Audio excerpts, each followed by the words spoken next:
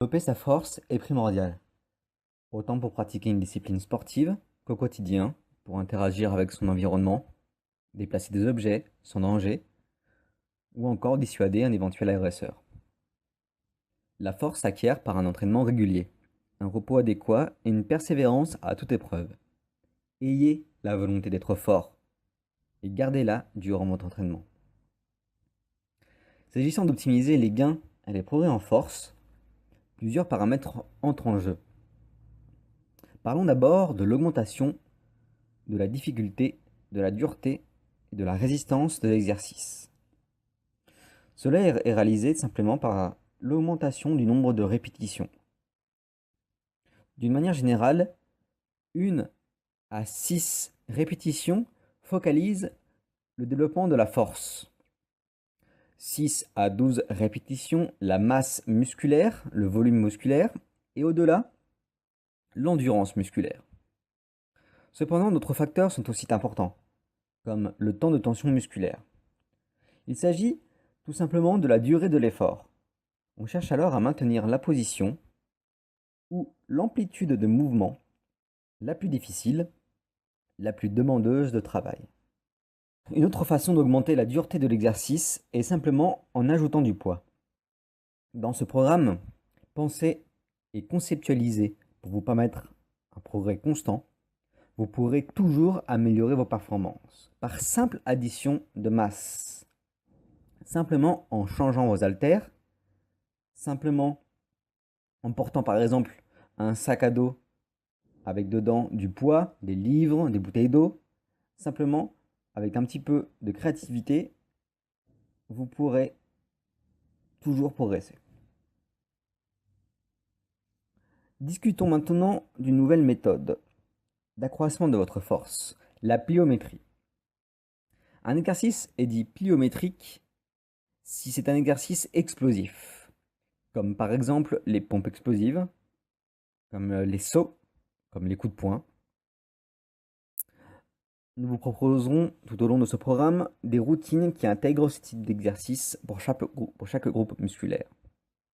Les exercices pliométriques augmenteront votre puissance, vous permettant une meilleure gestion de la force, par exemple si vous pratiquez des sports de combat, si vous pratiquez du foot, si vous pratiquez des exercices où vous devrez lancer des objets, ou courir, sauter, ces exercices pliométriques augmenteront vos performances.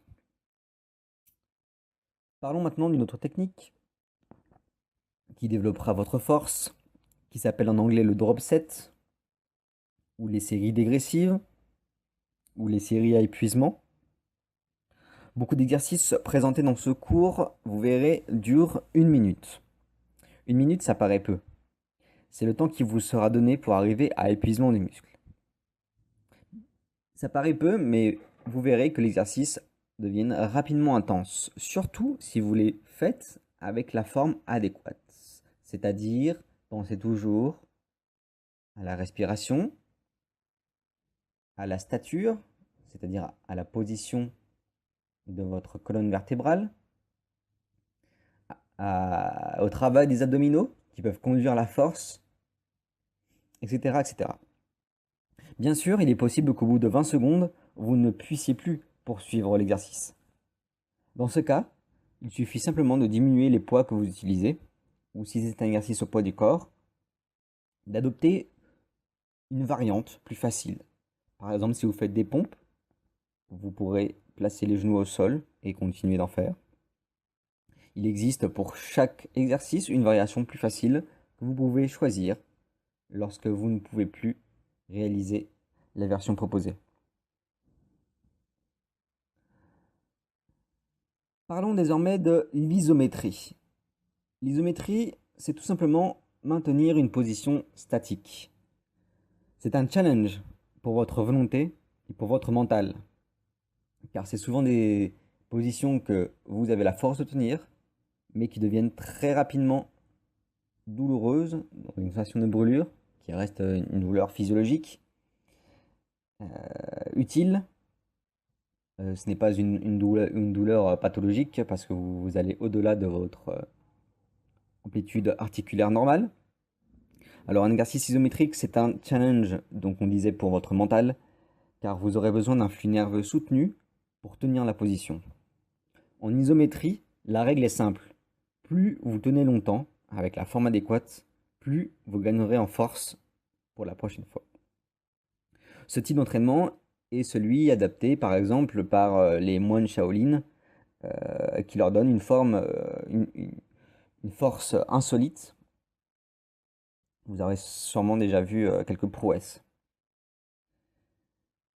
N'oublions jamais également de souligner l'importance de la souplesse, de la flexibilité et de l'élasticité de votre corps. Pourquoi?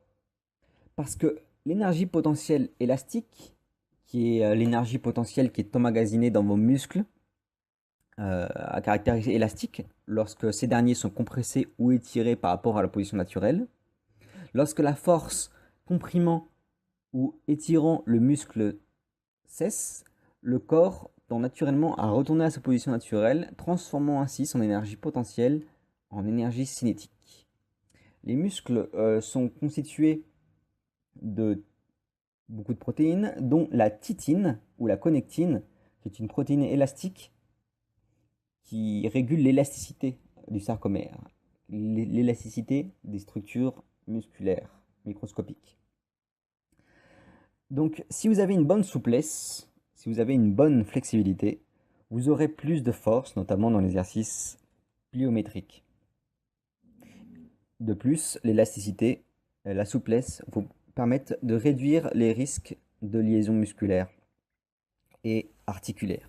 Donc très important, primordial même, de vous étirer systématiquement à la fin de chacun de vos entraînements. De plus, ajoutons l'importance du cardio. Ce qu'on appelle le cardio, ou la performance cardio-respiratoire et cardiovasculaire. Ce cardio est fondamental pour développer votre force. Les muscles, sous l'effet d'un effort intense, vont se gorger de sang et leur demande en dioxygène va être maximale. Votre cœur doit suivre pour optimiser les performances musculaires. Sinon, vous serez épuisé très rapidement et vous pourrez faire que peu d'exercices. Donc, travaillez votre cardio. Ce cours EDMI est également pensé pour vous permettre de développer une fonction cardio-respiratoire très avancée. Et puis enfin, parlons du repos. Nous vous conseillons minimum 24 heures et maximum 72 heures de repos entre vos entraînements. Rappelons également que pour que votre force soit équilibrée, ainsi que votre morphologie, il faut travailler l'ensemble des groupes musculaires de votre corps.